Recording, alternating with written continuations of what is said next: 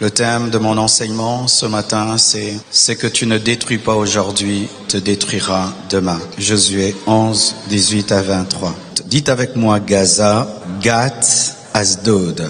Des fois, face au péché, nous nous comportons comme quelqu'un qui élève un petit python. Quand tu as un petit python à la maison, il est inoffensif. Mais à force de le nourrir, il grossit et il peut t'avaler. Des fois, face au péché, nous nous comportons comme quelqu'un qui élève un lionceau. Tu le nourris, il ressemble à un chaton, à un petit chien, à un gros chien. Et un jour, c'était un lion qui te dévore. Des fois, le péché ressemble à ces racines qui commencent dans nos maisons. Tu vois, le pavement est intact. Mais à la longue, il y a un arbre dans la maison qui détruit le sol et détruit même la toiture. Le message que je donne ce matin parle de l'évolution du mal.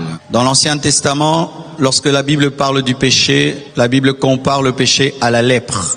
La lèpre est une maladie évolutive. Si elle commence au niveau de ton petit doigt, elle va te prendre le doigt, te prendre la main et tout détruire. Lorsque tu commences à pécher, tu ne peux pas dire au péché reste dans le coin de ma vie. Le péché est comme un feu, il va évoluer jusqu'à brûler toute ta vie, toute ta maison. Lorsque tu commences à pécher, tu ne dis pas je commence et puis je vais m'arrêter demain, parce que le péché a comme but de te rendre esclave. Le péché n'a pas comme but que tu l'essayes un peu. Le péché vient pour demeurer dans ta vie, détruire ta vie, te rendre esclave. Pourquoi ai-je donné ce thème parlant de sanctification? C'est que tu ne détruis pas aujourd'hui, te détruiras demain. En d'autres termes, détruis aujourd'hui pour ne pas être détruit demain. Tue aujourd'hui pour ne pas être tué demain.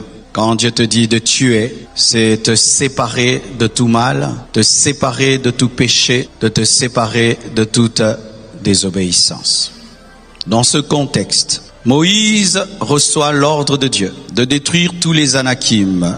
Les Anakim, c'était un peuple étranger à l'alliance de Dieu, un peuple qui combattait Israël. C'était les ennemis de Dieu et directement les ennemis d'Israël. La stratégie de Dieu par rapport aux Anakim, c'était leur extermination. Pas garder un seul. Tous devaient mourir. Tous devaient mourir. Parce que Dieu savait que si un seul subsistait, dans les années à venir, il allait devenir un problème pour Israël. Dans sa stratégie, Dieu décide d'éradiquer les Anakim. Et lorsque Moïse envoie Josué en guerre, il lui donne clairement cet ordre. Extermine les Anakim. Tous. Pas un seul.